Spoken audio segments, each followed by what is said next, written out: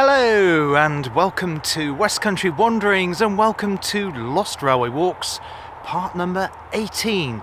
In fact, this is the third video looking at the remnants of the Midland and South Western Junction Railway that once ran from the town of Cheltenham Spa down to Southampton on the south coast. And we're looking at a section today from just south of the Ogbourne villages, named from the River Og, down to the beautiful Wiltshire town of Marlborough. As I'm going along, I'll be telling you a little bit about the history of the line, this section of the line, and inserting some old photographs showing what this section of the line and the various stations hereabouts were like once upon a time. It has a fascinating history, and we get closer to Marlborough, that history gets more obscure and complicated, so we're trying to unpick it during the course of our walk today. So what we're following along at the moment is a national cycle network number 482, which runs from the town of Swindon, large town just to the north of me, down to the smaller Wiltshire town of Marlborough. So yeah, number 482. In fact, it goes not right into the heart of Swindon, but from a place called Coat Water even, which has connections to the Wilts and Berks Canal, because that was built as a water supply for that canal that once ran through the centre of Swindon. Of course, there are plans to restore it, and sections of it have already opened. Anyway, it's not doing canals today. We're definitely here doing railways, walking along the old railway track that once ran south from Swindon down to Marlborough, and then thence down to Andover in Hampshire, and connecting up with the London and South Western Junction Railway network down to the port of Southampton. As we've said before, this line has a very, very complicated history. I have got my notebook with me because I can't remember all the facts and the various dates, but we'll try and unpick it as we go along on our walk today down to the beautiful town of Marlborough. And I'm hoping as we get into Marlborough and out the other side of it, we can have a look at a feature of the line that lies just south of Marlborough. If you're familiar with the Midland and South Western Junction Railway's history, you probably know what I'm referring to, so keep watching the video for that. Anyway, let's just follow it along here for a little bit, and I'll tell you a little bit more about the history of the line in this area. Now, if this is the first Lost Railway Walk you've seen, and there's any others in the series, this is actually the first Lost Railway Walk I've done on the Midland and South Western Junction Railway, but there have been two previous videos about this line. One in the town of Cirencester, looking at the section around what was Cirencester Watermoor Station. In fact, there was a large goods shed there and also a railway works in that area. So if you want to check that one out, I'll leave a link to that one at the end of this video. And also I did another one looking at Swindon's other railway, looking at the site of Swindon Town section and how it connected up to the GWR line and all about the history of that around Swindon, looking at that. We haven't done the southern section down to Chiseldon though.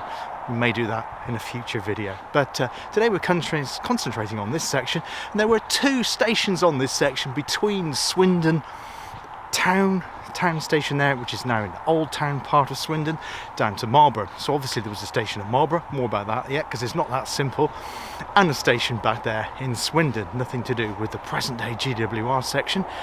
And there was two intermediates, and that was at Chiseldon and at Ogbourne. In fact, the one at Ogbourne is at Ogbourne St George. Ogbourne is actually three separate villages: Ogbourne St George, Ogbourne St Andrew, Ogbourne Maisie. I think I've got that right, but yeah, it was at the St George one where there was a station, but sadly there are no remains of it because the road which heads south down from Cirencester, the 419, then it crosses over the M4. It's renamed, then comes another number, I can't remember, and then it heads down to Marlborough and then it's on to Salisbury. But yeah, it was rerouted, the road was widened, and it was built over a section of the line there, Ogbourne St Andrew, and it demolished what were the remains of the station site, so there's nothing to see there. I was thinking of walking back there to have a look, but been digging around on the internet. There's literally nothing there to see, sadly. But there is something to see just here, which is our first feature on the railway, and this is this bridge. It looks like it would have been done, cattle creep even, for the farmer to access land underneath. Let's just have a quick look at that now. So this is the bridge here. Unfortunately, I can't scrabble all the way down there because it's quite a steep bank, no easy way up, but the parapet looks in pretty good condition. You can see the splay outs there and the original brickwork, the blue brickwork that they used. The posts there, so it looks clear. So hasn't been infilled there. Just try and spin the camera around as best I can from this angle. Yeah, that's closest as I can get to it, but let's have a quick look on the other side of the railway track. So obviously this is going underneath the railway track here. Yeah, so it's still clear on that side, bit of litter down there, unfortunately, but yeah, there's a couple of cracks appearing on the abutment of the bridge there, and the parapet on this side isn't in such good condition, but it still holds strong. Obviously today it's carrying the footpath and the cycle path across the top of it in the direction of Marlborough. So yeah, that's our first feature here on the section between Swindon and Marlborough on the Midland South-Western Junction Railway. Our railway, the Midland South-Western Junction Railway, was once in fact two separate railways, and they came together, and those two railways were this one here, which was called the Swindon and Marlborough and Andover Railway. This is where it gets really complicated, so that's that SMAR, I think that was the abbreviation for it. And then the other section from Swindon to Cheltenham, to see if I remember this right, was the Swindon and Cheltenham Extension Railway. So that was the SCER, which ran from Swindon in the northerly direction to Cheltenham, and later on they became connected up. So you had through running between Cheltenham right down to Swindon and then on to Southampton. But it wasn't quite simple of that, because at various points they had to share the track with the GWR. So yes, this was a separate railway entirely until pre-grouping. After 1923 it did eventually become part of the GWR, but until that time it was a direct competitor to it. And around Marlborough things got very, very complicated. So when the line left Swindon, it was actually on the other side of the main road that heads south from the M4 down to Marlborough. Obviously the M4 wasn't built then, obviously the M4 obliterated the line of the railway, but here we're in a cutting as we're heading south. So our Ogbourne station is back there, which was quite an extensive station. Now there is a little bit of confusion because of one of the other Ogbournes, I think there were some sidings as well, but I've been digging around on the old maps, the OS maps, and I think it was the one at Ogbourne St Andrew, or possibly Ogbourne St Maisie, or Maisie. There were some sidings, and those sidings were for horses, because this area is a horse racing area. In fact, it extends across around the top of Swindon into Lambourne in Berkshire area. So across the North Wessex down is horse training country for horse riding, all that sort of thing. So they had a connection off that. But that wasn't the main purpose of this railway line by any means. The main purpose of it, in fact, was transfer goods from the Midlands, the heartland around the West Midlands, the Black Country, kind of beating heart of the United Kingdom in terms of manufacturing, to export goods via Southampton, and also to bring in coal and transfer that to power aforementioned factories. So yeah, that was the plan for it. It wasn't just to serve the local communities, although that was the initial inception, the concept.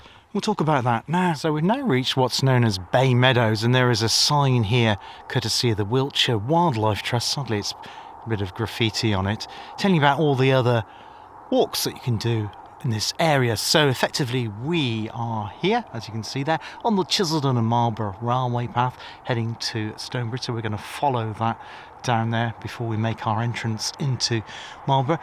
I actually parked my car at Bay Bridge there and walked across. There is a footpath that joins up, so that's a good place to park, because obviously on this road it's a very busy road. There's nowhere to park on the road itself. You could perhaps park in one of the Ogbournes. That might be another option, to walk and join it up that way So yeah, it's called the Silks Walk here, and the Silks Walk then continues. We're going to head on that way to Marlborough, but the Silks Walk then continues down that way. I think the silks is something to do with what jockeys wear. I'm not sure. The coloured, brightly coloured things, when you see them like the Cheltenham Gold Cup and all of that, I think that's what they wear. And I think there's also a golf course there. Is it Ogbourne Golf Course, just on the top of the downs there, what's known as the Silk Downs. But anyway, we're going to head down this way, continue our journey following the Lost Railway Walk towards the beautiful town of Marlborough, and I'll tell you some more about the history right after this break. Well, welcome back. Now, we had a cutting earlier on before the break there, and now we've got a bit of an embankment. In fact, we have another occupation bridge here underneath the railway line. In fact, it looks identical. It's barely pointless showing you, but just to point it out, it's here, but it looks absolutely identical to the one I showed you previously. But again, it looks like it's in good condition. That's the other side of it there. Again, I can't get down of it because of all of the bramble, but there it is going underneath there, simply connecting up two fields on both sides there for the farmer when this line was constructed. Now, going back to the history of the line, the original concept to link the Midlands down to Southampton via Cheltenham and Swindon was conceived well before 1846. But in 1846 it went through Parliament and actually went through the House of Commons, but it was actually defeated in the House of Lords, and it got no further. And I think the reason for that, it was to do with land access. I guess a lot of the wealthy people in the House of Lords probably owned land hereabouts in North Wessex, and they didn't want a railway going through their beautiful land and it disturbing the peace and quiet and opening up to industry, or rather the passage of the fruits of industry going through their land. So that was the end of the matter. Nothing else happened until some local businessmen got together when there were plans to build another line, and that line was called the Berks and Hants. I always find it a strange one because it doesn't go through Hampshire, the Berks and Hants. In fact, it went to Devizes from Reading direction, London Reading Devizes, and now that line is actually a very busy line.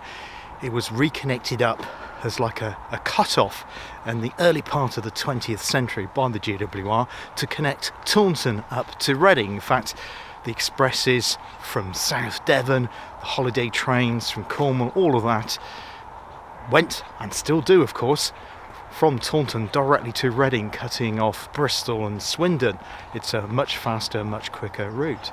So that was being built around the 1860s, and local businessmen in the Marlborough area thought, we're about 4 or 5 miles away from this new line. We need a slice of that action. How can we get access to this new Berks and Hants line to make use of it? Let's get together and see if we can build a branch line to connecting our town of Marlborough up to this brand new main line. So the Berks and Hants line was completed as early as 1862. Getting it to places like Devizes and Pewsey, to Reading and the southeast and the capital. So a really important part of the railway infrastructure in Wiltshire. And just 2 years later, there was a new branch line from the town of Marlborough, which I'm walking to now, be there shortly, and connecting it up in a southerly direction via Savernake, and that comes into our story again later, on the main line heading across to Reading and the other way down to Taunton, further into the southwest. So that was really good to revive Marlborough's fortunes.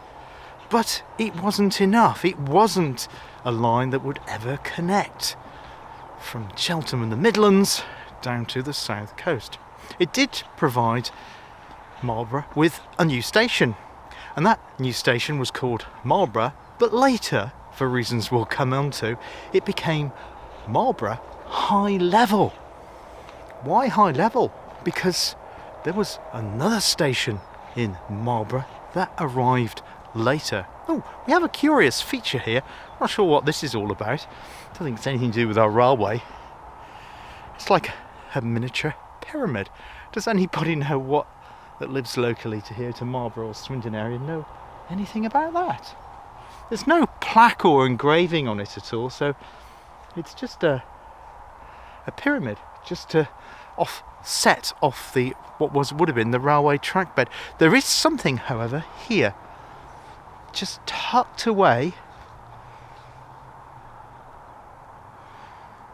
there, which is lovely. It's a piece, I'm not sure if that would have been used by the railway. It could have been for a signal post perhaps, or it could have been just for ballast or sand even to gain traction for the tracks.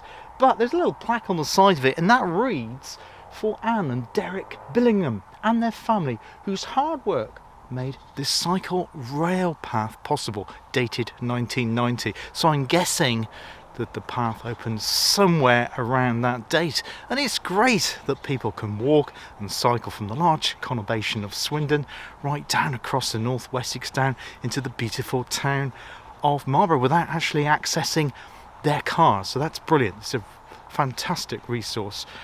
Now, much of the Midland and South Western Junction Railway isn't accessible. That's why the two previous videos weren't in my Lost Railway Walk series, because they were kind of scrambling about here and there. It wasn't one continuous walk like this one is here today. But there are a few other sections. There is another section close to Swindon as well, which we may do at a future date, and another section I do believe a bit further south. But after Swindon, heading north, there isn't a footpath at all, though there is much of interest, including, of course, the Chedworth Railway Tunnel, which I'm sure if you know your Midland South Western Junction Railway history you'll be familiar with. Perhaps we'll have a look at that area another time. Anyway, we'll continue holding on south to Marlborough as I'll tell you a little bit more about the history of this line. So we've now found our first substantial piece of overbridge. We've had a couple of under bridges, haven't we, with those occupation bridges, farmer access bridges. We have an overbridge here, also in good condition,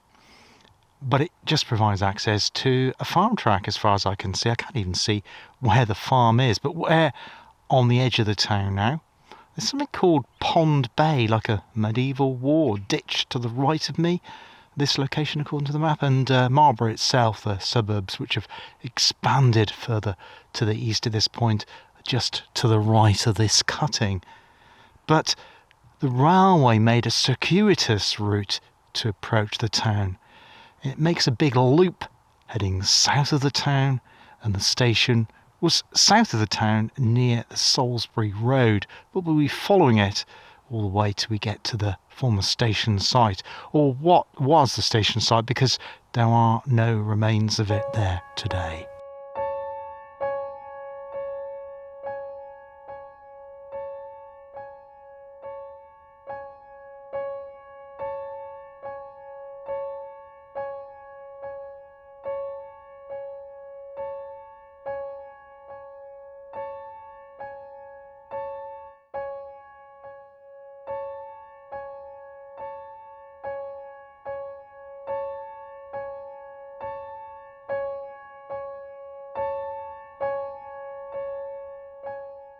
After the initial setback of the Act in 1843 being wiped out in the House of Lords, it hadn't dampened the enthusiasm for local businessmen in places like Swindon, Cheltenham, Marlborough and further afield to still have a railway that linked up. To aid that, a new railway company was set up, and that was the aforementioned Swindon, Marlborough and Andover Railway. Andover, of course, to link up with the London and South Western Junction Railway, and thence on to the port of Southampton. Progress, however, was slow. The initial plan was to have a tunnel running south from where the GWR station is in its present day in Swindon. But upon constructing the aforementioned tunnel in Swindon, slightly to the south and slightly to the east of the town centre, present-day town centre, that tunnel collapsed and plans had to be completely abandoned to connect Swindon to Marlborough. However, the passion to link Cheltenham to the south coast and the Midlands to the south coast ports was still there, still fervent. So they decided to go completely back to the drawing board and design a new route, and that new route you actually saw in my previous Midland South Western Junction Railway around the town of Swindon, around a place called Rushy Platt, in fact, where this line linked up to the GWR, or sort of, and then headed in a northerly direction towards the town of Cirencester. So how, after that setback of it being wiped out in the House of Lords, and then the plans and the construction troubles around Swindon with the tunnel collapse, how did it all come together? Because obviously I'm now currently walking on what was once the railway track, so obviously they got this far as the railway being opened. After the setback with the tunnel collapse in Swindon, they went back to the drawing board and a new Act of Parliament happened to connect Swindon to Marlborough down to Andover in 1879. Due to finance and planning issues, this was amended in another Act of 1880, the Act of the Swindon, Marlborough and Andover Railway. Construction then took place, well, pretty much almost immediately after that Act passed. And the line was completed just over 18 months later, in the middle of 1881, linking up Swindon to Marlborough. But you're probably thinking there was already a railway to Marlborough at a station called, later to be called, Low Level. Indeed there was, and that's where our conflicts start, south of the town of Marlborough. Because the line heading south through to Marlborough met the GWR branch line, completely separate railway heading off the Barts and Hants, if you remember, head on in Marlborough. And in order for it to go on in a southerly direction down to the Barts and Hants main line, and then obviously further south down to Andover, it meant running over GWR metals. Now, the GWR did allow the Swindon and Marlborough and Andover Railway Company to do this, but it charged them a fortune in access fees and tariffs for freight as it did so. So clearly it wasn't a sustainable long-term business proposition to do that. Now I've just paused at a railway bridge, a bridge taking the railway over a minor road. So we're at a place called, well, it's either called Poulton, there's a Poulton Farm, Grange and Lodge with that black sign there off down that lane, and there's another road sign over here pointing to Rabley, an art centre up the hill there just on the outskirts of the town of Marlborough. But down here, so this is looking in the direction of Marlborough, the track, there is a footpath down there which takes us off the track bed. So I'm just wondering if I can go down that track bed just to see what this bridge looks like, this railway bridge looks like from road level, from ground level if you like. So let's just go and have a look at that now. So I'm now down at road level, so I'll have a closer look. So there's a finger point sign saying 1.8, I think that's miles, not kilometres, to Marlborough, so not far to go. Ogbourne St Andrew, which is kind of where I started, 2.5 miles, and 12 miles to the town of Swindon. And here is our bridge. Now, a little bit of a dilemma. It looks like it has been replaced by concrete at some point. I would imagine that was done when the cycle path was opened some point around 1990, but the abutments of the bridge are definitely the original ones from Midland and South Western Junction Railway days. And there's a better view of it from this angle, but it's all in very, very good condition and order. And just for completeness, that's looking back in the other direction with Swindon railway track off to the right there on the rail bed, and Marlborough off to the left, and this minor road behind me going to Rabley. Now the other problem with using the shared line with the GWR south from Marlborough down to the Barks and Hants and beyond was the GWR trains were given priority in terms of signalling and access across it, which meant there were often significant delays for the Midland and South Western Junction Railway trains. And so a proposal was put. Well, it actually came about by a landowner this time. Earlier on we saw they weren't happy about building line, but there was a landowner in this area who was happy, and he was called the Marquess of Aylesbury. Now that's Aylesbury, not with a Y as in the town in Buckinghamshire, is it, or Bedfordshire, but with an I, and he owned a lot of the Savernake Forest, of which the line would have gone through or did go through, because he proposed it. It was approved by the shareholders in the 1880s. Construction on this new line heading south from Marlborough down to Savernake, connecting up to a place called Grafton. In fact, it was called the Marlborough and Grafton Extension Railway, but obviously it became part of the Midland and South Western Junction Railway, its complex from Cheltenham down to Andover. But as it headed south from Marlborough, they had a problem because there is a hill, so they had to build a tunnel. I think it's about 660 yards long, and I'm hoping later on, after we reached the town of Marlborough, and I've told you the complete story of this section, we can see if we can have a little bit of a scrabble about. I don't know what I'm going to be able to come with, to see if we can find either one or the other of the portals of the tunnel just south of the town that once connected it up on the Midland South Western Junction Railway's own line down to the Berks and Hants and then down to Andover. In fact, if you look at an old map, you can actually see the two lines. They curve away heading south from the town of Marlborough, running almost parallel but on two separate curves. The other problem that I forgot to mention was that the GWR line heading south from Marlborough down to the Berks and Hants junction was also steeper, and because a lot of the Midland South Western Junction traffic was through freight trains carrying goods from the Midlands and to the Midlands, that was a significant problem. The new re-engineered route, Midlands and South Western Junction's own, only had a gradient of 1 in 100, which is a lot less steep than the GWRs along the Marlborough Railway branch. So, all good news. Or was it?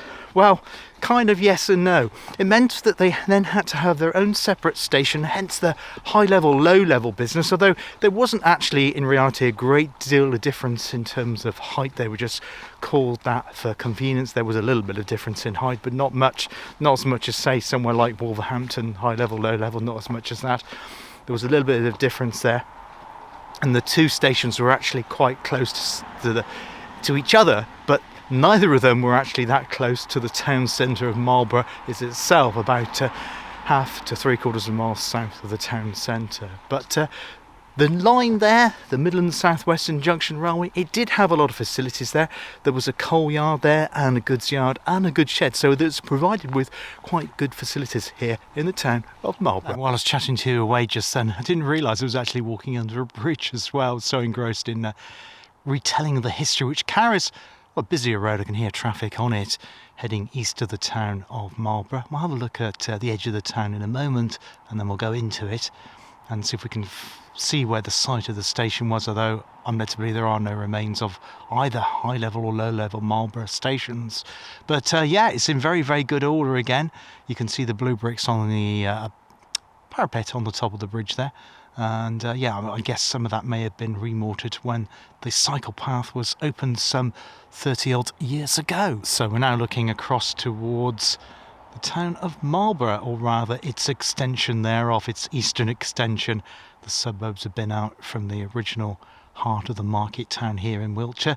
And you can also see down there between where I'm standing on the track bed and the newer houses, well, probably 1970s, 1980s houses, and that is also the floodplain of the River Og, and we're on a bit of a bankment here to prevent the line flooding, I guess.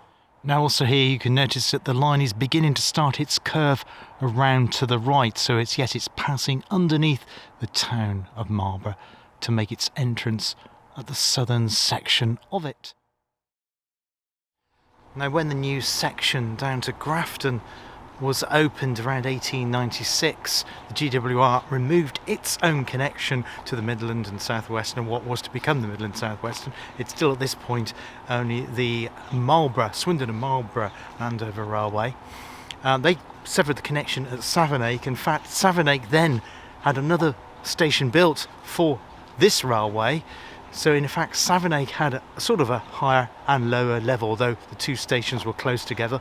They weren't using a shared platform like they had done previously when this line was using the shared GWR metals. The other thing about the new section line down to Grafton was that it was, apart from being a lower gradient of 1 in 100, Oh, there's water flowing down there, so that's our Og again. It's going in a bit of a curve, quite close to the railway here.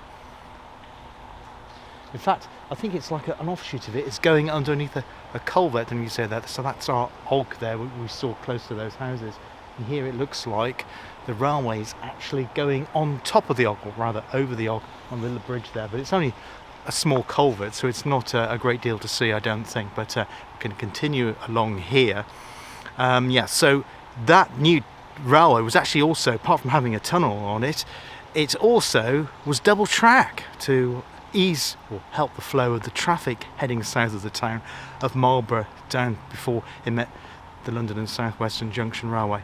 In fact, it was in 1899 that the two linked up. That is the Swindon and Cheltenham Extension Railway and the Swindon, Marlborough and Andover Railway. They linked up in 1899, which is when the Midland South Western Junction Railway came into full use proper, and it could then be used as a proper through line all the way from Cheltenham down to Southampton, trains running on it.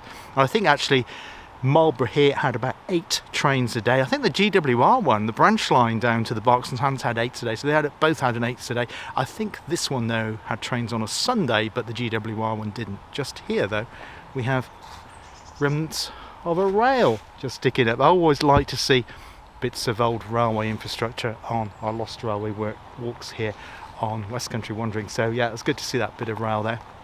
In fact, the Marlborough, what I didn't mention was the Marlborough line. The Marlborough Railway, the branch line, the original branch line, was actually built as a broad gauge WWR, and of course it was later changed to become standard gauge in uniform there. So it now has an independent nature. We got to 1899 and it's running freely. It's not having to worry about access charges from the GWR or being held up by signals anymore, and it can flow that freight down from the Midlands and bring coal up and around, as well as carrying passengers as well, of course. So it could run, and for a while of course it had Sam Fay, yes, from the London and South Western Junction Railway. He became the accountant and later chief of the Midland South Western Junction Railway and revived its fortunes, which I talked about on the Swindon video, the Midland and South Western. I won't go into the detail about that again if you want to check that out. But yeah, Sam Fay, obviously a very, very important person in the Midland and South Western Junction Railway's fortunes here. So we walk through it on this beautiful section here in Wiltshire, approaching the town of Marlborough.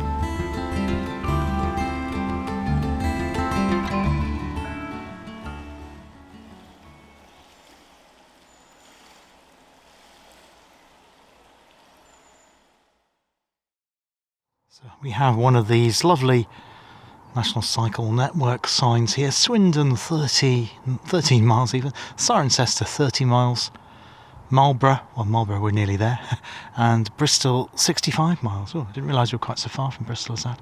And the other way, Newbury, there is 22 miles. Well, a couple of things to point out in this section. First of all, that bridge obviously widens, not original. That's the A4, the main road between Bath and London.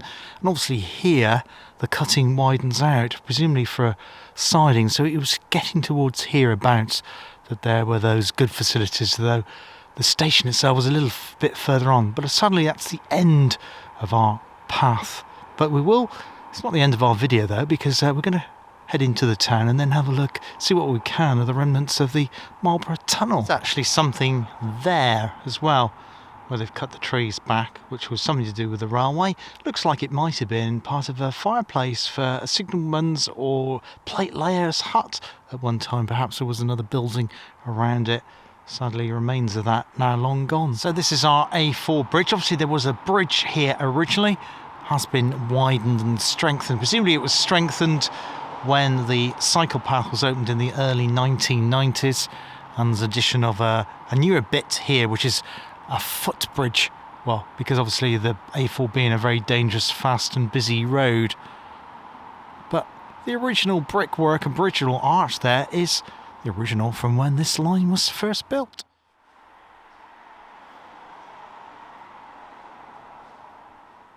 So that's looking back at the A4 road bridge from the other side. There's a bit of infilling, so these trees on the left here, they've all grown all there. They've all grown up since the line closed, of course, and it's been built up to a high level here, the bit I'm standing on. Okay, nice to see a bit of the original railway infrastructure there. Well, not infrastructure so much as railway furniture, and that, of course, is a sleeper. So a few things to note at this point. Marlborough is right, which is where I'm going to be heading down there for reasons I'll explain. Swindon that way, Hungerford 13 miles to the left, and 13 miles to Great Bedwin. I have actually done a video at Little Bedwin, which is a really nice place. I digress. Not a railway one, although a railway appears in it. And that way takes you into the forest, the Savernake Forest. Now, unfortunately, the railway track bed continued on here. In fact, it's difficult to make out. There is some bits of railway things here. I think that's a bit of railway fencing at this point. We've got some railway sleepers here, and our railway track bed is something in there, but it's really hard to work out exactly the exact route of it. So it's somewhere along there. So it goes in a little bit of cutting and actually comes out in the town near a factory. So what I'm hoping to do is to walk down that way. Oh, but that way, by the way, it takes you, I say, apart from just going into Savernake Forest, it also takes you to Postern Hill. That way down there, we're going to head into the town now, and then see if we can follow it around via ordinary roads, round to the factory site, because that is where the proper goods yard was for the station, the Midland South Western Junction version of Marlborough Station.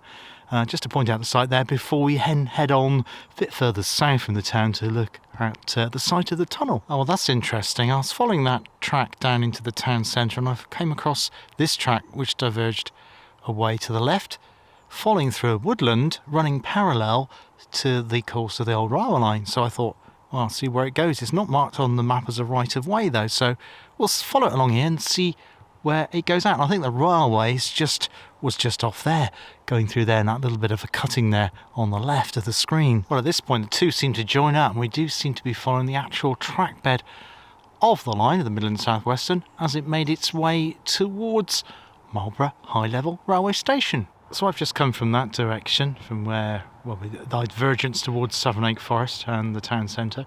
So we're still on a bit of an embankment there. We've got housing off to our right. It hasn't been built on the track bed here at all, which is great. But unfortunately we have an obstacle here. You'll notice just coming up there is a white arrow pointing to us. Right. Oh, that's a deer there. Baby young deer. And a rabbit as well. Don't know if you could make that out, but that's good to see, even though we're on the edge of a town here. But we need to go down to the left there, I think. I think that's probably the back end of what would have been the goods yard there. Let's see if I can walk up to that fence just to poke my head through. But we'll need to go off down this way though to continue our route. So yeah, this is clearly marked no right of way. There's a big red sign. I should insert that now. You could probably just squeeze through the gate, but I've no intention of trespassing. But yeah, you can see the line of the track bed there. That's the route of the line into the heart of the town towards it met the station site. So that steep path saying where the white arrow was, or showing you where that white arrow was, brings out here into like a industrial estate, building supplies, Kelloways there, that sort of thing. And so this is, our track bed is actually just to the right here, so it's just off to the right of this pavement, but as I say, that's private property and private land here, but we are allowed to walk along here. So this is the roundabout, Salisbury Ave to the left, Marlborough to the right, Tesco's to the right. So our railways off up there to the right. So we're on the edge of the Tesco car park here, and our railway embankment is just there above the car park. Well, welcome back. This has been a bit frustrating. It's actually been 2 hours since you last saw me in real time because I was stuck around. Well, I finished at Tesco, popped in there for something to drink, and I then had a look to see what you could see of where the site was. Above Tesco car park, you have the embankment, and there is the road's been cut through there, so the site is, well, it's just been completely obliterated, as has to the adjacent GWR station. There's nothing to see there at all in that area. So I followed the Salisbury Road. It goes up steeply. It was really difficult. There was a pavement, but there's a new housing estate opposite of Tesco. I'll put a pinpoint where that is on the OS map now. But the public footpath heading south to where I currently am has been completely obliterated. It says it's temporarily closed, but that was 4 years ago and it hasn't been reopened even though the works on the estate have been reopened. So I walked up what's called Salisbury Hill, I believe, and it curves round, and then I managed to kind of find a gully off to the right, scrabbling around in the mud, and eventually found that a public footpath. It kind of skirts around a farm. Forgotten the name of the farm. You'll see it now on the map.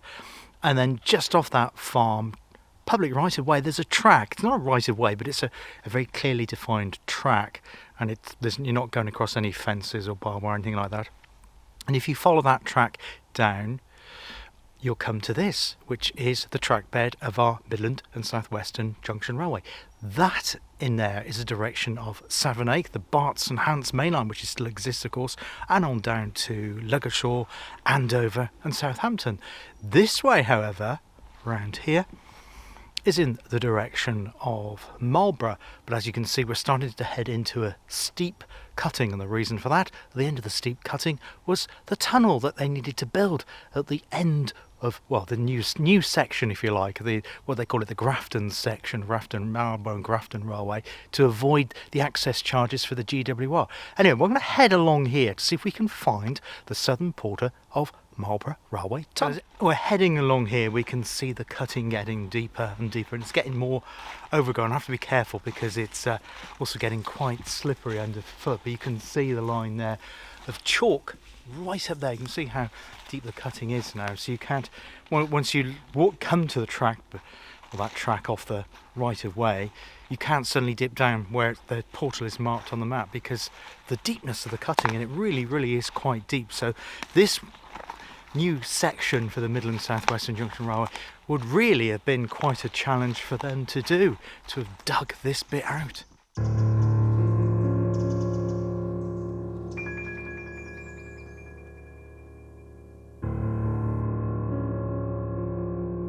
You can just make out the brick of the southern portal of Marlborough Tunnel. I don't know if I can get any closer to it. It's very boggy and it's very full of overgrowth here. The air has dropped in temperature as well in this section here. You can see my breath.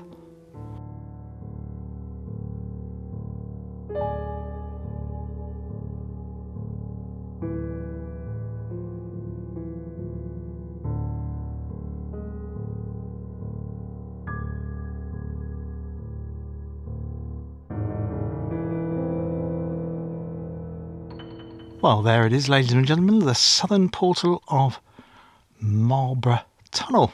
I don't think many people have come this way for some considerable time, judging by the bramble and undergrowth. Now, the reason for that little grill there, access point, first of all, engineers can go in to look at it. There is an engraving on the top there. You need to check that out. But the reason for that is mainly because this is now, like a lot of tunnels, a haven for bats. Yeah, I'm just trying to work out what that inscription says there. Top part 180, which doesn't really fit, and then it's got 1898. Well, 1898 kind of fits in with the dates that I'm led to believe. 1899, of course, it linked up. The two sections linked up to become the Midland South Western Railway.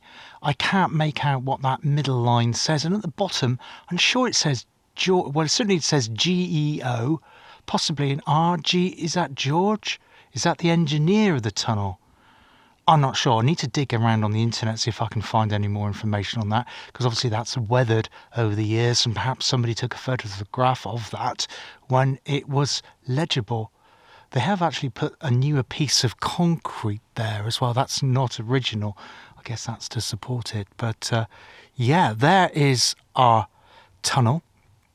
And it has been, obviously, there's a lot of infilling here. I'm not sure what that is. Perhaps it was just a previous farmer that just put some landfill here to stop people accessing it, or just to block it up when they turned it into a bat reserve. Obviously, you can see there it's been infilled there with concrete as well. I really don't think this is going to pick up on camera. I don't know if I can do a still of it, but I can actually see the portal at the other end. I can see literally the light at the end of the tunnel. Well, from here at Marlborough Southern Portal, the tunnel, that's the end of this Lost Railway walk. The first part of it into the town by Tesco is very, very accessible, so that makes a good walk, and you can make your way into the town, have a coffee in town, and head out on a different route to rejoin the track back to where I parked my car, or a bit further into one of the Ogbourne villages. I think there's a pub in one of them, so you could get make a lunch there as well. When it's a longer day, unfortunately I'm short of light today because it's going to get dark within the next hour, so I'm going to need to crack on and head back to my car. I will link to the previous two Midland and South Western Junction Railway videos that I've done. Unfortunately, I haven't had time to go into the town centre today, but if you want to know what Marlborough looks like, I did a monthly log from there about 18 months ago, I think, and I'll link to that at the end of this video as well. I hope you enjoyed the walk today along the trackbed of the former Midland and South Western Junction Railway between the Ogbournes and the town of Marlborough in the wonderful county of Wiltshire. Until next time on West Country Wanderings, take care of yourselves, look after yourselves, and I hope to see you on the channel again very, very soon. All the best for now. Cheers. Goodbye.